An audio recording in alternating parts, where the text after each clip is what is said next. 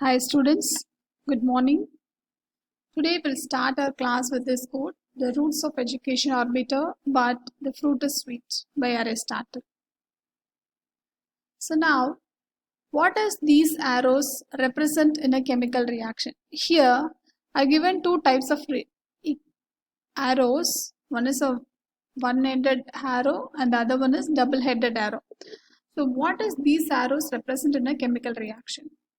So the first one is used for irreversible reactions.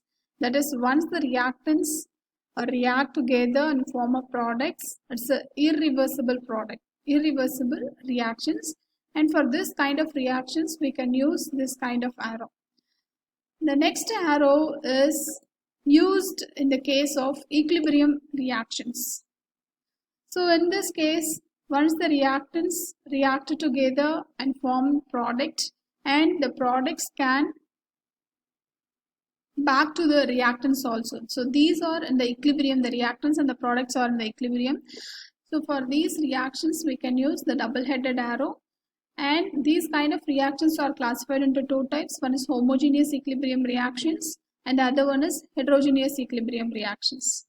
As the name says, if the reactant and the product are in the same physical states, then it is said to be in the homogeneous equilibrium. So take as an example of Haber process, that is synthesis of ammonia.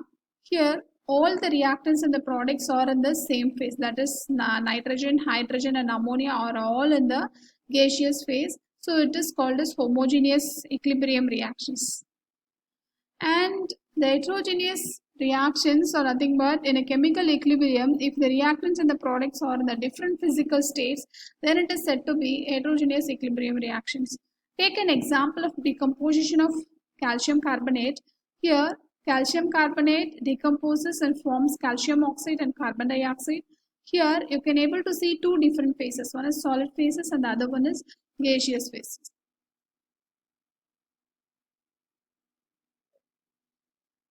So it is an activity time. You can able to see different kinds of pictures here. One is the ice cube melts here and it is a waterfalls and it is a water vapor. You can able to see phase, ruler and some rules I've given you. So what is info from all these things? So it is phase and rule is equal to phase rule. It is not a phase rule. It is phase rule.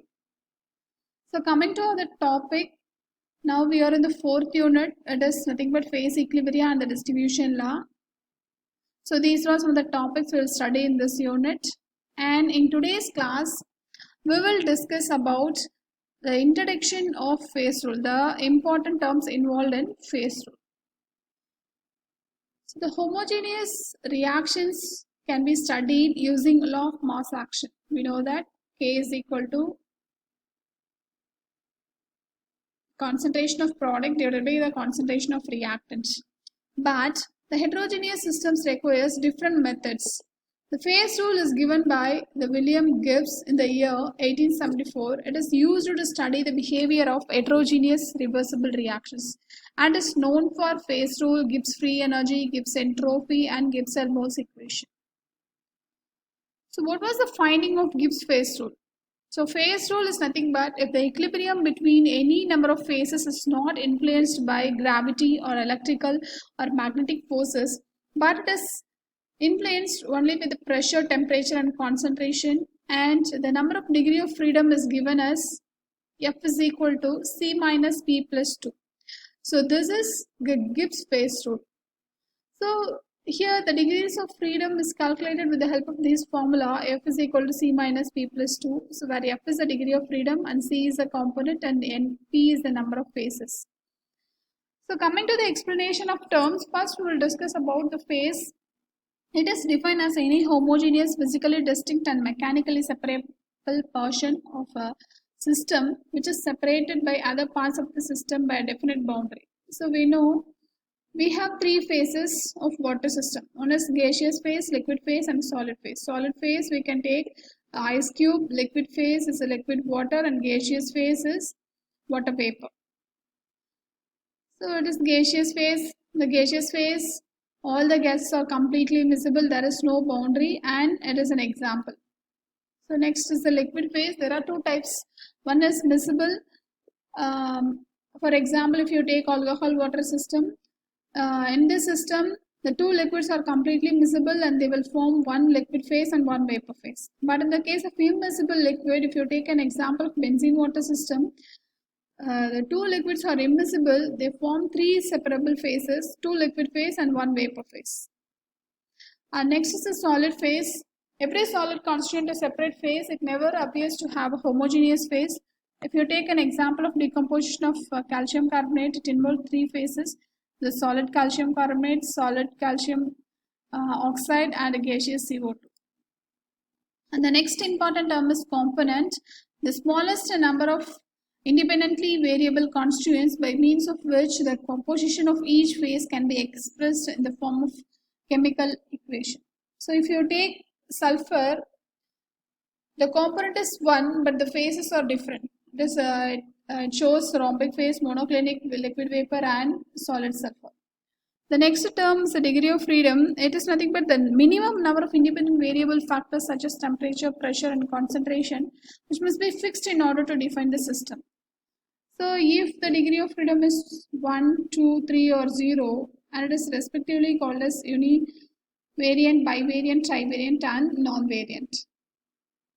So if you take an example of this equilibrium, ice-water equilibrium, if you want to calculate the degree of freedom, F is equal to C minus P plus 2. Here the component is only one, it is a water component, and here you can able to see through two different phases, solid phases and liquid phases. If you substitute all those things, the degree of freedom is 1 and it is nothing but univariant. So next, coming to the phase diagrams, it is a graph obtained by plotting one degree of freedom against another. So there are two different types. One is pressure temperature diagrams and temperature composition diagrams. So pressure temperature diagrams is used for one component system, and the temperature composition diagrams is used for two component system. And the next comes uses of phase diagram. It helps in understanding the properties of materials in the heterogeneous equilibrium systems. The study of low melting eutectic alloys can be carried out using these phase diagrams. Next, to predict from the phase diagram whether an eutectic alloy or a solid solution is formed on cooling homogeneous liquids.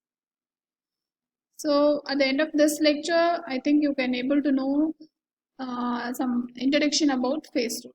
Thank you.